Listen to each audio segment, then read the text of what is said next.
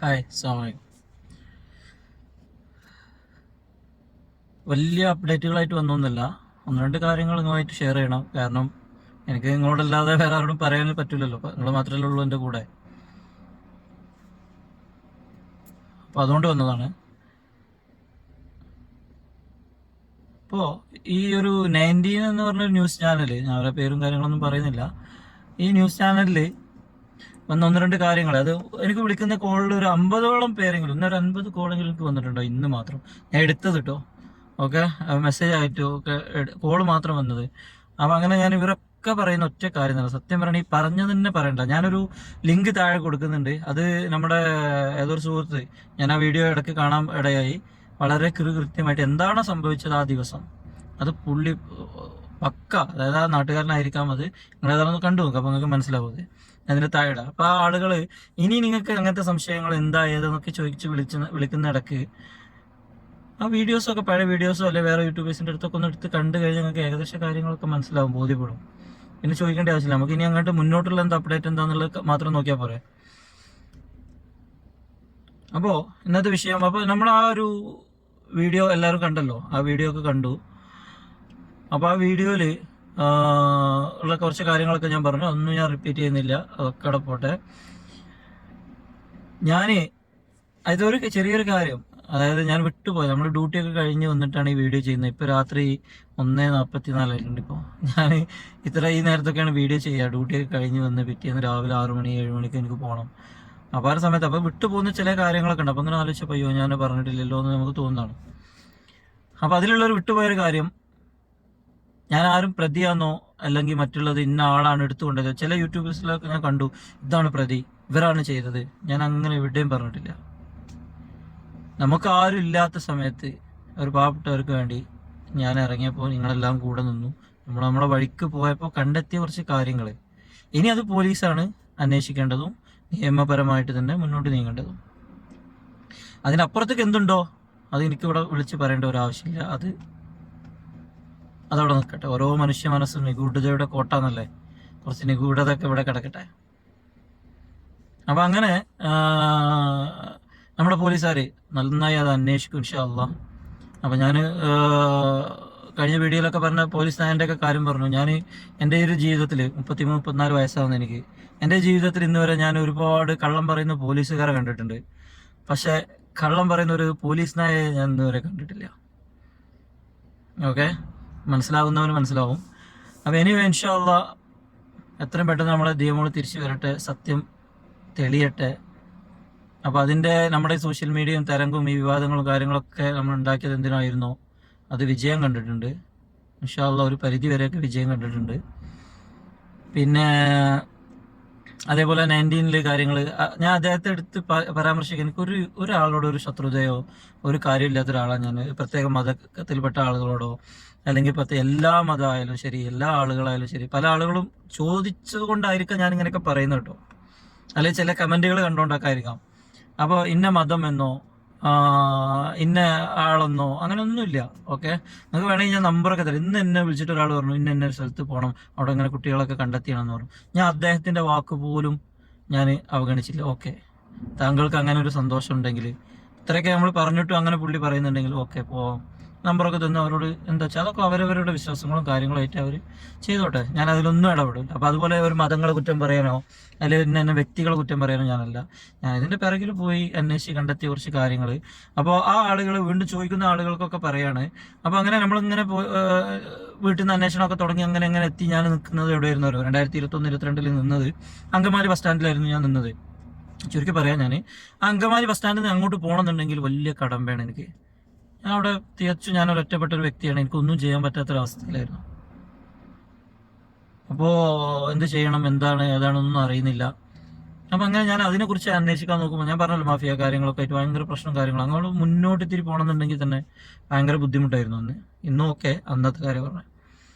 അങ്ങനെയാണ് ഞാൻ വീണ്ടും പോലീസ് പോലും അന്വേഷിക്കാത്ത രീതിയിൽ ഞാൻ, അതായത് നമ്മുടെ ഒരു ചിന്താഗതി, അന്വേഷണം വീണ്ടും മുറ്റത്തേക്ക് എത്തിയത്.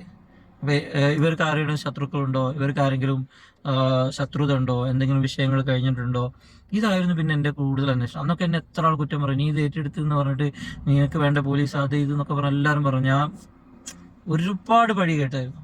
അപ്പം ഞാൻ ഈ കാര്യങ്ങളൊക്കെ വിളിച്ച് പറയുമ്പോൾ ഇതിലിപ്പോൾ ഏകദേശം ഒരു 50,000 ആള് ഞാൻ ഇന്നെടുത്ത് നോക്കുമ്പോൾ 50,000-60,000 ആളൊക്കെ കണ്ടിട്ടുണ്ട്. ഈ ആളിൽ ഒരാൾ പോലും, ഇത്രയും കമൻ്റ് ഇട്ട ആൾ പോലും ഒരാളത് നോ എന്നോ അല്ലെങ്കിൽ തെറ്റാണെന്നോ പറഞ്ഞിട്ടില്ല. ഞാൻ ഒരിക്കലും ഒരാളെ പ്രതിയാക്കാനോ മറ്റുള്ള കാര്യങ്ങളല്ല പറഞ്ഞു. ഞാൻ ആ പോലീസിനായി കയറി വീടും കാര്യങ്ങളൊക്കെ ഞാൻ പറഞ്ഞിട്ടുള്ളൂ. അപ്പോൾ നിങ്ങൾ അവിടെ ഇവിടെ യൂട്യൂബിലൊക്കെ കമ്പനിയിൽ കണ്ടിട്ട് ഇതാണ് പ്രതി, ഇന്നതാണ് ഇത് അതൊക്കെ എന്ന് പറഞ്ഞാൽ അവർക്ക് ഒരു ക്ലിക്ക് കൊടുത്താൽ അതിൻ്റെ ഉള്ളടക്കം ചിലപ്പോൾ ശുദ്ധമായിരിക്കാം. അതൊരു ടെക്നിക്കാണ് യൂട്യൂബിൻ്റെ, ഒരു കമ്പനിയിൽ നന്നായി കൊടുക്കുക എന്നുള്ളത്. അപ്പോൾ ഞാനപ്പോൾ അങ്ങനെയുള്ള കാര്യങ്ങളൊക്കെ പറഞ്ഞു. ഇനി പോലീസ് അന്വേഷിക്കട്ടെ. നമ്മുടെ ഈ കാര്യങ്ങളൊക്കെ, നമ്മുടെ ഈ വിവാദങ്ങളായാലും കാര്യങ്ങളും തുറന്നു പറയലുകളും കാര്യങ്ങളൊക്കെ ഒരു പരിധി വരെയൊക്കെ നമുക്ക് ഫലം കണ്ടു തുടങ്ങിയിട്ടുണ്ട്. ഞാൻ വരും ദിവസങ്ങളിൽ എന്തായാലും അതിൻ്റെ അപ്ഡേറ്റും കാര്യങ്ങളും പറയാം. ഇന്ന് വരെ സന്തോഷമുള്ള കുറേ കാര്യങ്ങൾ, അതായത് ഇനി അതിൻ്റെ അടിയിൽ വന്നിട്ട് കുട്ടീനെ കിട്ടിയോ എവിടെയെന്ന് ചോദിക്കല്ലേ. സന്തോഷകരം എന്ന് പറഞ്ഞാൽ ചിലപ്പോൾ പോലീസിൻ്റെ ഭാഗത്തു നിന്നായിരിക്കാം, ചിലപ്പോൾ കോടതിയുടെ ഭാഗത്തു നിന്നായിരിക്കാം. അപ്പോൾ അങ്ങനെയുള്ള കാര്യങ്ങളൊക്കെ നമുക്ക് ഇന്ന് ഉണ്ടായിട്ടുണ്ട്. ഇന്ന് അതിൻ്റെ ഫലമായിട്ടാണല്ലോ അതൊക്കെ, നിങ്ങളൊക്കെ സപ്പോർട്ട് കൊണ്ടാണല്ലോ. അപ്പോൾ ഇനിയും നമ്മൾ ശക്തമായിട്ട് തന്നെ മുന്നോട്ട് പോകും. ആ കൊച്ചിനെ നമ്മൾ കണ്ടെത്തും, ആ കുട്ടീനെ നമ്മൾ കണ്ടെത്തിയിരിക്കണം ഇൻഷാ അല്ലാഹ്. അതിന് പിന്നിൽ പ്രവർത്തിച്ച കറുത്ത കൈകൾ ആരാണോ അവരൊരു പക്ഷേ മുന്നോട്ട് വരികയാണെങ്കിൽ, രഹസ്യമായി മുന്നോട്ട് വരികയാണെങ്കിൽ, നമുക്ക് കുഞ്ഞിനെ തരികയാണെങ്കിൽ ഓക്കെ.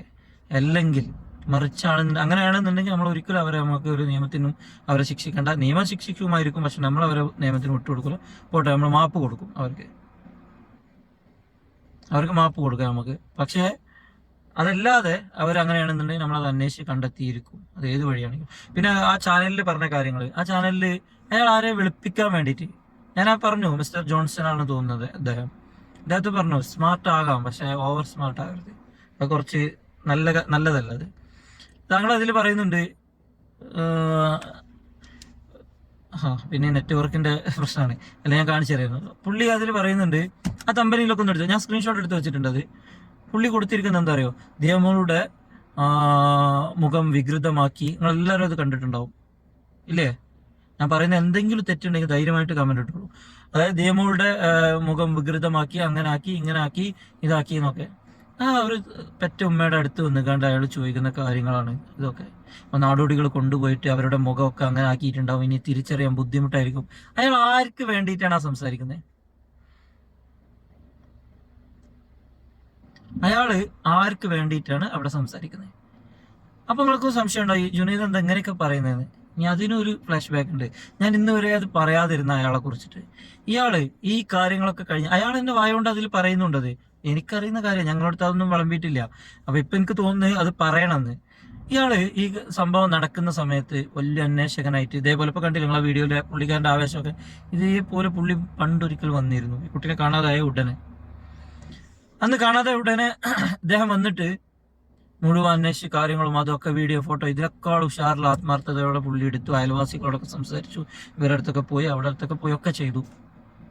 അപ്പം എൻ്റെ വീട്ടുകാരെന്താ വിചാരിച്ച്, അങ്ങനെ ഒരാൾ വന്നല്ലോ, നമുക്കൊരു സപ്പോർട്ട്, വേറെ ആരും ഇല്ല അങ്ങനെ കൂടുതൽ പറയാനൊക്കെ, അങ്ങനെ സപ്പോർട്ട് വിചാരിച്ചു പുള്ളി അങ്ങോട്ട് പോയതാ. പിന്നെ അന്ന് മുങ്ങിയ ആള് ഇന്നാ പൊങ്ങണത്. ഇതിനിടയ്ക്ക് പുള്ളി ഇങ്ങനെ വിളിച്ചു, ഞങ്ങനെ ഒരു ഇന്റർവ്യൂക്ക് വരട്ടെ വെച്ചപ്പോൾ ആദ്യം വിളിച്ചപ്പോൾ എന്തോ കാരണങ്ങൾ പറഞ്ഞു, അത് ഫുട്ടേജ് മിസ്സായി പോയതായിരുന്നു, അങ്ങനെയായിരുന്നു. ഓക്കെ. രണ്ടാമത്തെ പ്രാവശ്യം വിളിച്ചപ്പോൾ പറഞ്ഞു വേറെന്തോ പറഞ്ഞു, ഒരാളെന്തോ ഒഴിവാക്കിയതാണ് എന്നോ കമ്പനിയാണ്, എന്തൊക്കെയൊക്കെ പറയുന്ന ആള്. ഞാൻ പറഞ്ഞു വരാൻ പറയേ, ഇപ്പോൾ ഈ ഒരു അവസരത്തിൽ നമുക്ക് കൂടുതൽ മാധ്യമ ശ്രദ്ധ കിട്ടാൻ നല്ലതാണ് എന്ന് പറഞ്ഞിട്ടാണ് പുള്ളിക്കാരനെ കൊണ്ടുവന്നത്. അപ്പൊ അവിടെ വന്നു കഴിഞ്ഞപ്പോൾ അയാൾക്ക് ജുനൈദിനെ വേണ്ട, കേസ് വേണ്ട, കേസിന്റെ ഫയൽ വേണ്ട, FIRലെ 2 വരി മാത്രം വായിച്ചു. അയാൾ വേറെ ആർക്കോ വേണ്ടി സംസാരിക്കുന്ന പോലെ ആ ഉമ്മാനോട് വരെ കയർത്ത് സംസാരിച്ചു. ഉമ്മ പറഞ്ഞു, ഇങ്ങനെ കേസിന്റെ കാര്യങ്ങളൊന്നും പറയോ, ഇത് ഇങ്ങനെ കോടതിയിലെത്തിയെന്ന് പറഞ്ഞു. ഞങ്ങൾ പറയുന്നത്, അദ്ദേഹം പറഞ്ഞ വാക്കുകളാ, ഞാൻ പറയുന്നതിന് നിങ്ങൾക്ക് മറുപടി പറ്റുമെങ്കിൽ പറഞ്ഞാൽ മതി, നിങ്ങൾ ഇങ്ങോട്ട് സംസാരിക്കണ്ട, ആ ഉമ്മ എന്നോട് പറഞ്ഞതാ. അപ്പം ഞാനിങ്ങനെ അവനൊന്ന് ഓങ്ങിയിരുന്നു. പോട്ടെ ഏതായാലും വീഡിയോ റിലീസ് ആക്കട്ടെ എന്ന് വിചാരിച്ചിരുന്നു. അപ്പോൾ നോക്കുമ്പോൾ ഞാൻ വിചാരിച്ച മാതിരി തന്നെയാണ് കാര്യങ്ങളൊക്കെ. അപ്പോൾ ഞാൻ തെളിച്ച് കൂടുതലൊന്നും പറയുന്നില്ല, അത് ആർക്കോ വേണ്ടി വന്നതായാണ് അവൻ. അതെന്താന്നുള്ളതൊക്കെ നമുക്ക് വഴിയെ മനസ്സിലാക്കാം ഇൻഷാ അല്ലാഹ്. അപ്പോൾ ജോൺസണോടും പറയാനുള്ളത്, ഇതിൻ്റെ പിന്നിലുള്ളവരോടും പറയാനുള്ളത്, ചില കാര്യങ്ങളൊക്കെ നമ്മൾ എത്ര കുമ്പസിച്ചാലും ദൈവം പൊറുക്കൂല കേട്ടോ. അത് മറക്കണ്ട. ഓക്കെ, നിങ്ങൾ വാരി തേക്കുമെന്ന് എനിക്കറിയാം. ഇനിയിപ്പോൾ എനിക്കെതിരെ വേറെ എന്തെങ്കിലും നിങ്ങൾ ചെയ്തെന്നൊക്കെ അറിയാം. എന്നാലും എനിക്ക് ഒരു ചുക്കുമില്ല. നിങ്ങൾ ചെയ്യണത് നിങ്ങൾ ചെയ്തോളി. ഞാൻ അങ്ങനെ പറഞ്ഞതിൻ്റെ പേരിലോ നിങ്ങൾ വിമർശിച്ചതിൻ്റെ പേരിലോ നിങ്ങൾക്ക് ചെയ്യാൻ പറ്റും, നിങ്ങൾ ചെയ്തോളി. ഞാൻ വെല്ലുവിളിക്കാനാണ്. ഞാൻ ഇറങ്ങിയത് ഒരു കുട്ടിക്ക് വേണ്ടിയിട്ടാണ്. അത് ഫലം കണ്ടെത്തുന്നവരെ, അത് കേരള പോലീസ് അതിൽ ഇടപെടുന്ന അന്വേഷണം ശക്തമായ രീതിയിൽ മുന്നോട്ട് പോകുന്നത് വരെ ഞാനിങ്ങനെ ചലച്ചുകൊണ്ടേയിരിക്കും. അത് നിങ്ങളൊക്കെ ആലോചനപ്പെടുത്തുന്നുണ്ടെങ്കിൽ അത് തന്നെയാണ് എനിക്കും വേണ്ടത്. അപ്പോൾ അപ്പോൾ ആ കാര്യങ്ങളൊക്കെ കഴിഞ്ഞു. ഇനി ഞാൻ വേറെ കാര്യം പറയാൻ പോകുന്നത്.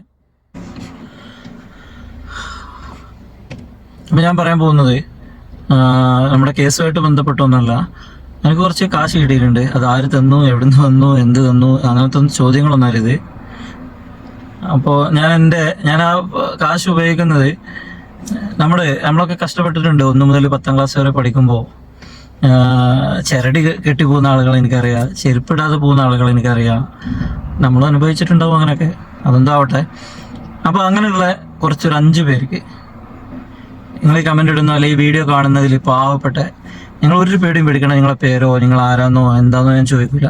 എനിക്കത് ജനുവിനാന്ന് തോന്നിക്കഴിഞ്ഞാൽ നിങ്ങൾക്ക് ആ സഹായങ്ങൾ എന്താണോ ആവശ്യപ്പെട്ടത്, ചെരുപ്പാവാം, ഒരു കൊടയാണെങ്കിൽ പോലും എനിക്ക് മെസ്സേജ് ഇട്ടുള്ളൂ.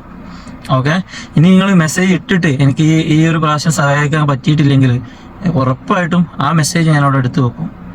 അടുത്ത പ്രാവശ്യം നിങ്ങൾക്ക് ആ സഹായം കിട്ടും എന്തായാലും. അപ്പോൾ നിങ്ങളത് ഇതിൽ പാവപ്പെട്ട 1 മുതൽ 10 വരെ പഠിക്കുന്ന കുട്ടികൾ, അവർക്ക് യൂണിഫോം മേടിക്കാനോ പുസ്തകം മേടിക്കാനോ അതുപോലെ ചെരുപ്പ് വാങ്ങാൻ, കുട മേടിക്കാൻ, അങ്ങനെ ചെറിയ എന്താവശ്യമായിക്കോട്ടെ, ചെറിയ കാര്യങ്ങൾ എന്താണോ അവർ 5 പേര് ടു 10 പേർക്ക്, 5 പേർക്ക് എന്തായാലും ഓക്കെ, ഒരു 10 പേർക്ക് കൊടുക്കാൻ എനിക്ക് ആഗ്രഹമുണ്ട്. അപ്പോൾ നിങ്ങളത് സ്കൂളൊക്കെ തുറക്കുന്നതാണ്. അപ്പോൾ എന്തായാലും എൻ്റെ വാട്സപ്പ് നമ്പർ ഉണ്ട്, അതിൽ വിളിച്ചാൽ എന്നെ കിട്ടില്ല, അതിൽ വാട്സപ്പ് ചെയ്യുക. ഓക്കെ, അപ്പോൾ ഞാൻ എന്തായാലും ഇൻഷാ അല്ലാഹ് നിങ്ങളത് റീഡ് ചെയ്ത് അതിനെന്താ വേണ്ട പോലെ ചെയ്യുന്നതായിരിക്കും. Good night.